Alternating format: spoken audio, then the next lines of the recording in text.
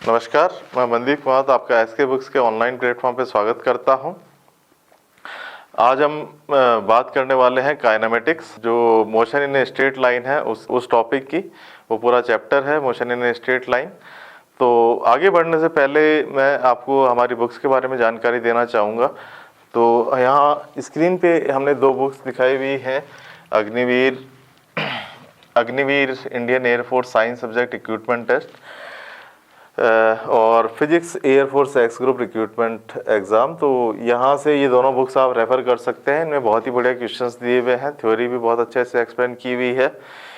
तो आज जो हम टॉपिक डिस्कस करेंगे वो है kinematic motion in straight line. तो चलिए आगे चलते हैं। काइनेमेटिक्स का फर्स्ट पार्ट स्टार्ट करते हैं हम। काइनेमेटिक्स पार्ट 1, वो मोशन इन स्ट्रेट लाइन भी कहा जाता है इसको, कि स्ट्रेट लाइन में जो है वो मोशन किस तरीके से होता है, वो हम इसमें डील करने वाले हैं इस पूरे चैप्टर में। तो मोशन इन स्ट्रेट लाइन क्या मतलब है इसका? मोशन एक स्ट्रेट लाइन में है, एक स्ट्रेट लाइन में मोशन है। 1D भी बोला जाता है कि यहाँ से एक कार है, ये ट्रेवल करती हुई इस डायरेक्शन में गई, या एक कार है ट्रेवल करती हुई इस डायरेक्शन में गई, तो that is motion in 1 dimension. ये 1 डायमेंशन है। अच्छा, जो आगे का पार्ट जो आता है काइनेमेटिक्स में, वो आता है मोशन इन 2D। तो देखिए मोशन इन 2D क्या होता है, जैसे मान लीजिए ये बॉडी है, इसको मैं फेंकता हूँ, तो जब ये फेंकूंगा तो ये इस तरीके से मोशन करेगी, और ये जब मोशन करेगी तो ये कुछ इस तरीके से मोशन करती है। अब जब इस तरीके से मोशन करती है तो देखिए ये हॉरिजॉन्टल भी ट्रेवल करती है, वर्टिकल भी ट्रेवल करती है। अगर मैं इसको कह देता हूँ y कोऑर्डिनेट है, इसको x कोऑर्डिनेट, तो ये XY कोऑर्डिनेट में ट्रेवल करती हुई जाती है। तो ये जो मोशन है दैट इज 2D, ये 2 डायमेंशन की मोशन है। जबकि ये जो मोशन है दैट इज 1D, ये 1 डायमेंशन की मोशन है। तो अभी जो हम डील करने वाले हैं, जो हम लेक्चर जो होगा वो होगा 1D पे। तो 1D जो है इससे हम बेसिकली डील करेंगे सबसे पहले। तो ये डिफरेंट पार्ट्स में है, थोड़ा लंबा चैप्टर है, आपको पेशेंस रखना पड़ेगा। 1 बाय 1 हम इनको क्लियर करेंगे।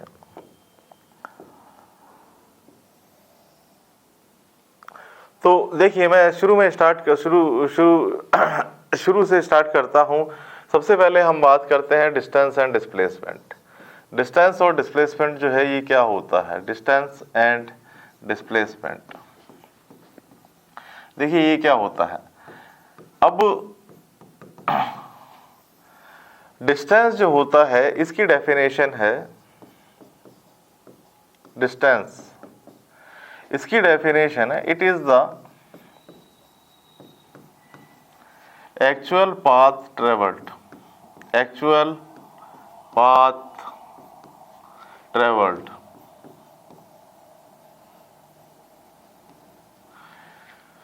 It is a scalar quantity. It is a scalar quantity.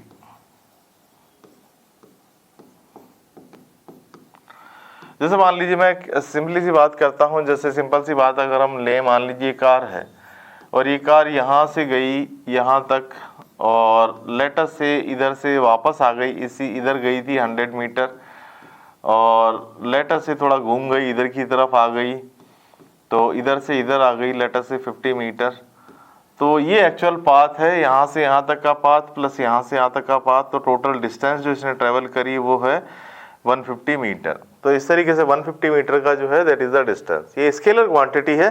जैसे मान लीजिए मैं यहाँ पे कहता हूँ कि कार हिल पे गई, कार यहाँ से स्टार्ट हुई और हिल पे से होती हुई और लेटर से वो यहाँ पहुँचती है, यहाँ पहुँच गई।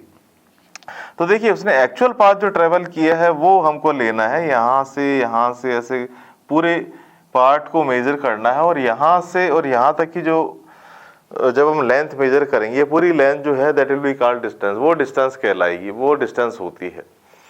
तो ये स्केलर क्वांटिटी है और एक्चुअल पाथ ट्रेवल्ड जो है वो होता है डिस्टेंस। अब बात करते हैं डिस्प्लेसमेंट की। तो मैं बात करता हूँ यहाँ पे डिस्प्लेसमेंट। ये डिस्प्लेसमेंट देखिए क्या होता है। डिस्प्लेसमेंट जो होता है, देखिए it is the shortest path, it is the shortest path between between starting and end point of the journey। देखिए इन्हीं चीज़ों की बात करते हैं। यहाँ पे दो एग्जांपल तो मैंने दिए ही थे यहाँ पे डिस्टेंस के केस में। अब इन्हीं केसेस को हम लेते हैं डिस्प्लेसमेंट के केस में। अच्छा, एक चीज़ मैं पहले और बता दूं, इसमें it is a vector quantity, ये वेक्टर क्वांटिटी है। डिस्प्लेसमेंट जो है वेक्टर क्वांटिटी होता है। अब मैं यहाँ पे एक्सप्लेन करूँगा कि ये इस डिस्प्लेसमेंट इस केस में क्या होगा। तो डिस्प्लेसमेंट इस फर्स्ट केस में क्या होगा, देखिए ये स्टार्टिंग पॉइंट है और ये एंड पॉइंट है। तो इसको मैं डायरेक्टली मिला देता हूँ, मान लो जो भी ये डिस्टेंस आती है, जो भी यहाँ तक का शॉर्टेस्ट पाथ जो है वो ये हो गया और ये एक स्ट्रेट लाइन हो गया। ये स्ट्रेट लाइन की जो डिस्टेंस है, स्ट्रेट लाइन की जो लेंथ है, ये जो है वो डिस्प्लेसमेंट होगी। उसी तरीके से जैसे यहाँ से अगर मैं स्टार्ट करता हूँ और यहाँ पे मेरा फाइनल पॉइंट है, तो इसको स्ट्रेट लाइन के थ्रू जब मैं मिला देता हूँ तो ये जो लेंथ आई मेरे पास, ये जो लेंथ है दैट इज डिस्प्लेसमेंट, वो ये लेंथ डिस्प्लेसमेंट है। इस केस में मान लीजिए यहाँ शॉर्टेस्ट पाथ से मिला है, लेट अस से मैं कहता हूँ कि ये आती है 125 मीटर, लेट अस से 125 मीटर आती है, तो 125 मीटर जो है वो डिस्प्लेसमेंट होगा। उसी तरीके से यहाँ तक को मैंने मिलाया, लेट अस से ये आती है 100 मीटर, तो ये इस तरीके से 100 मीटर जो है वो डिस्प्लेसमेंट हुआ। डिस्प्लेसमेंट जो है वेक्टर क्वांटिटी है, जबकि डिस्टेंस जो है स्केलर क्वांटिटी है। डिस्प्लेसमेंट में जो डायरेक्शन लेनी है वेक्टर की, वो कैसे कि ये तो है स्टार्टिंग पॉइंट और ये है एंड पॉइंट, तो इस तरीके से वेक्टर की डायरेक्शन आएगी, इस तरीके से डिस्प्लेसमेंट की डायरेक्शन आएगी, स्टार्टिंग पॉइंट से एंड पॉइंट की तरफ, ऐसे डिस्प्लेसमेंट आएगा। तो मैं कुछ एग्जांपल लेके बताता हूँ आपको कि डिस्टेंस और डिस्प्लेसमेंट जो है वो उसके और एग्जांपल्स जो है उससे और क्लियर हो जाएगा कि कैसे हमको इन चीज़ों को लेना है।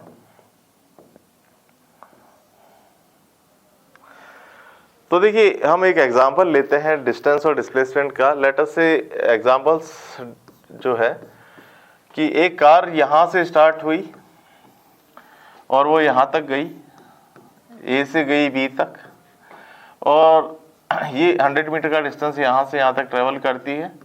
और फिर क्या हुआ कि इसी पाथ पे आ गई इस पॉइंट पे, और लेट अस से ये जो डिस्टेंस ट्रेवल करी इसने, ये करी 50 मीटर, ये सी पॉइंट है। तो अगर मैं बात करना चाहूँ कि भाई डिस्टेंस कितना हुआ, तो डिस्टेंस जो हुआ वो तो हो गया 100 + 50 that is equal to 150 metre. अब क्योंकि ये इधर गई थी, वापस इसी पॉइंट पे आ गई, तो डिस्प्लेसमेंट जो है वो यहाँ से यहाँ तक का ये है डिस्प्लेसमेंट। तो जब मैं इसकी बात करूँगा तो ये हो जाएगा यहाँ से यहाँ तक का डिस्प्लेसमेंट। और डिस्प्लेसमेंट कितना आ गया भाई, यहाँ से अगर देखेंगे तो यहाँ पे आ गया 50 मीटर।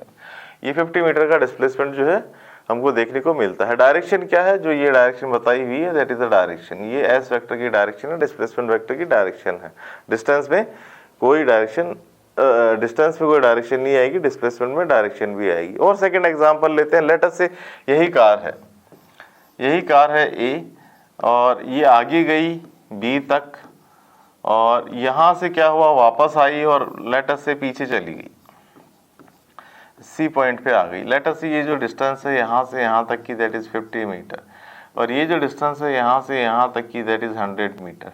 तो देखिए अब क्या है, यहाँ पे डिस्टेंस की जब हम बात करेंगे तो डिस्टेंस कितना हो जाएगा, ये हो जाएगा 100, तो आगे गई थी फिर वापस पीछे आई 100 मीटर, तो 100 मीटर आगे गई, 100 मीटर पीछे आई 200, और 50 फिर पीछे गई, तो यहाँ पे आ गया 250 मीटर, ये 250 मीटर आ गया। अब जब डिस्प्लेसमेंट की बात की जाए तो डिस्प्लेसमेंट कितना आएगा, ये डिस्प्लेसमेंट की बात की जाए तो ये डिस्प्लेसमेंट आएगा दैट इज इक्वल टू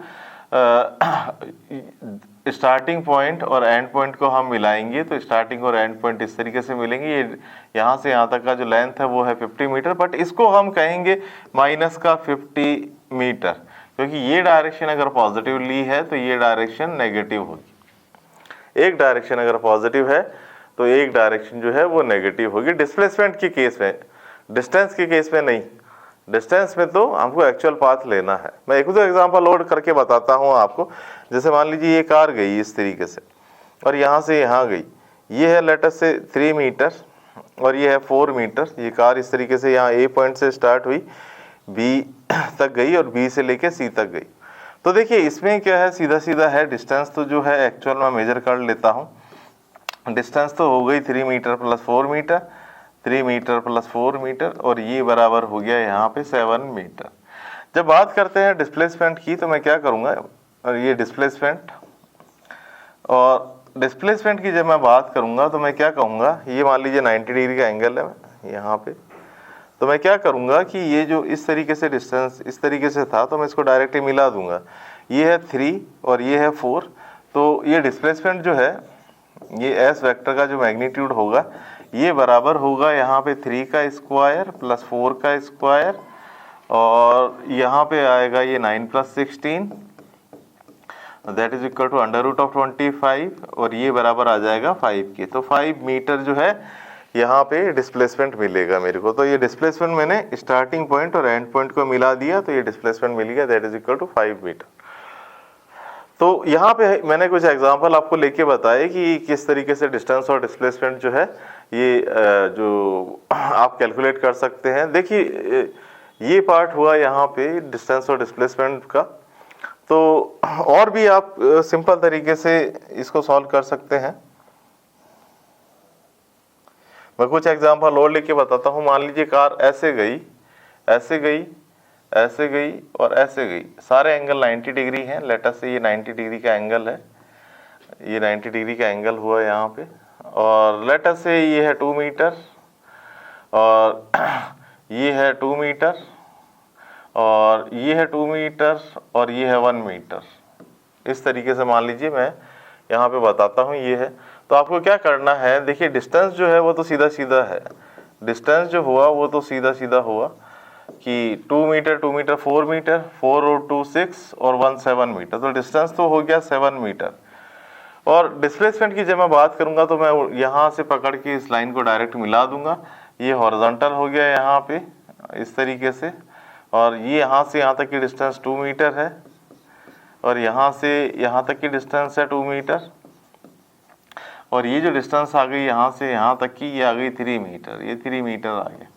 तो डिस्प्लेसमेंट की जब हम बात करेंगे तो किस तरीके से लिखेंगे इसको, ये आएगा डिस्प्लेसमेंट और ये बराबर आएगा √4 स्क्वायर प्लस 3 स्क्वायर, और वापस ये जो है 5 के बराबर आ जाएगा। तो 5 मीटर का जो है वो डिस्प्लेसमेंट आ जाएगा। तो देखिए इस तरीके से आप कर सकते हैं क्वेश्चंस को, बड़े सिंपल क्वेश्चंस हैं, ज़्यादा इनमें जो है टफनेस या हार्डनेस नहीं है, बहुत इजी तरीके से कर सकते हैं। आगे चलते हैं, थोड़ा सा अच्छे क्वेश्चन लेंगे अब स्पीड और वेलोसिटी में। तो मैं पहले स्पीड और वेलोसिटी बताता हूँ। देखिए स्पीड और वेलोसिटी क्या होती है, स्पीड क्या होती है और वेलोसिटी क्या होती है। स्पीड एंड वेलोसिटी,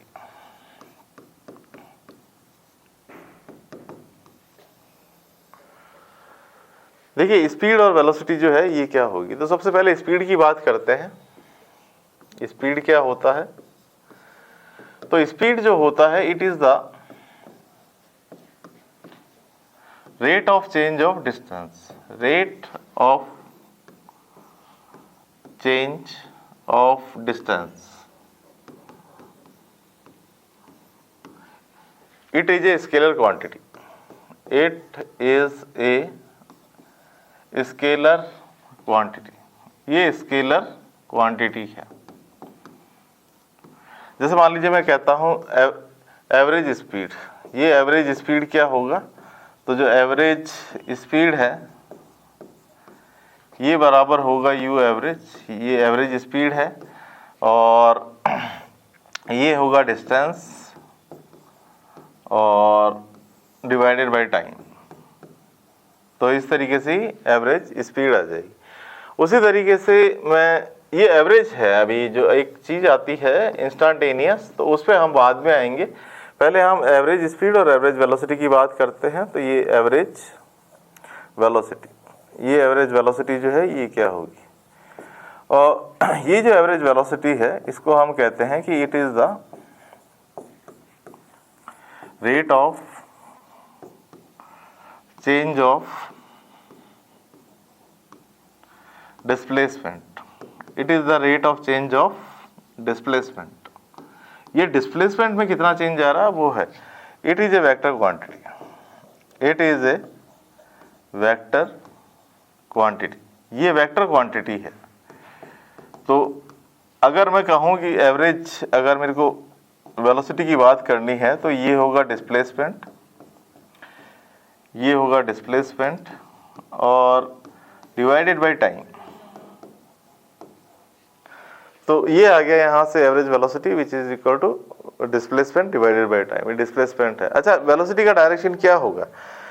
वेलोसिटी का डायरेक्शन जो होगा वो डिस्प्लेसमेंट का जो डायरेक्शन है वही डायरेक्शन होता है। जैसे मान लीजिए एक कार है और एक कार जो है यहाँ से गई और यहाँ तक गई और फिर यहाँ तक गई, तो इधर से इधर गई और फिर इधर गई, तो देखिए डिस्प्लेसमेंट का ये हुआ डिस्प्लेसमेंट यहाँ से यहाँ तक का। तो अगर मैं एवरेज वेलोसिटी निकालना चाहता हूँ तो एवरेज वेलोसिटी की डायरेक्शन भी यही होगी, जो डिस्प्लेसमेंट की डायरेक्शन है वही डायरेक्शन जो है वेलोसिटी की डायरेक्शन होगी। तो आगे मैं कुछ क्वेश्चंस करके बताता हूँ आपको, क्वेश्चंस जो है वो किस तरीके के आते हैं।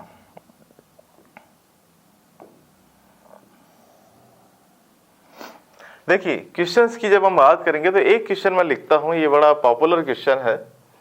ये क्वेश्चन क्या कहता है कि a car travels half of the time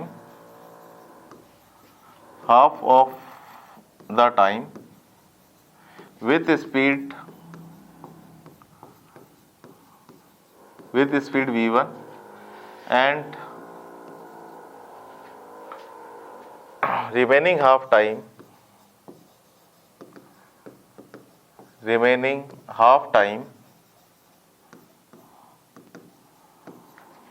with speed v2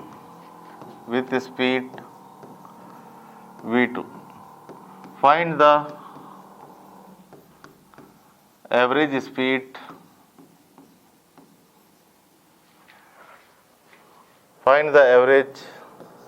speed for the entire duration।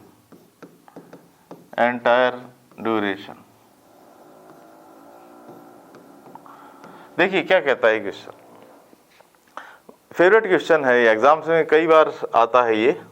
देखिए क्या आता है, ये कार है, ये डिस्टेंस ट्रेवल करती है, मान लीजिए यहाँ से यहाँ तक डिस्टेंस ट्रेवल करती है, ए से स्टार्ट होती है, पॉइंट बी तक जाती है और सी तक जाती है, और लेट अस से यहाँ तक का जो टाइम है वो टी है।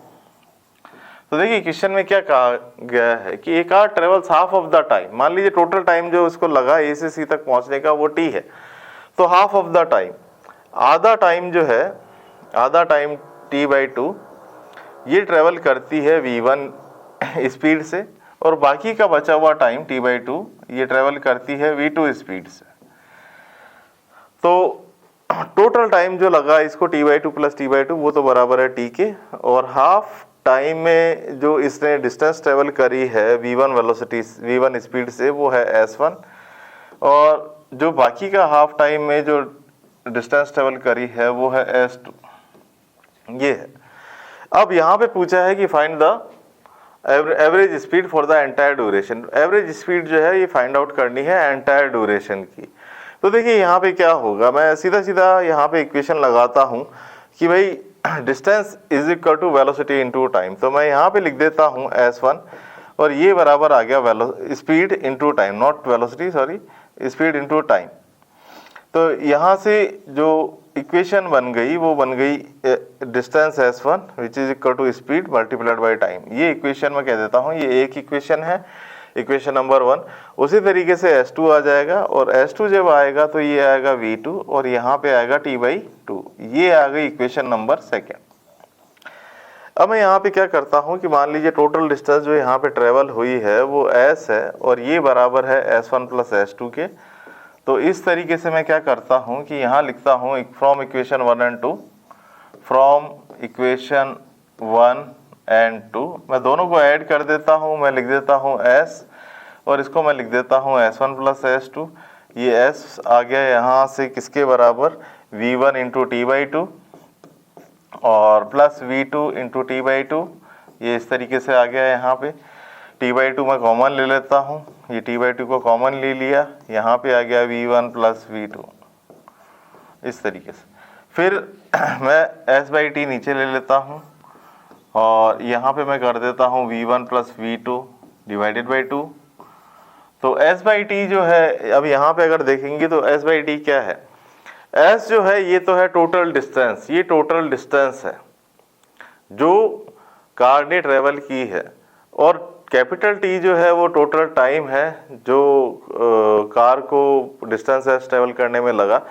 तो S बाई टी जो है ये हो गया मेरे पास एवरेज स्पीड, और एवरेज स्पीड को मैं अगर इससे अगर डिनोट करता हूँ तो ये आ गई average speed which is equal to V1 plus V2 divided by 2। तो यहाँ से जो एवरेज स्पीड है वो निकल के आ जाती है V1 plus V2 divided by 2।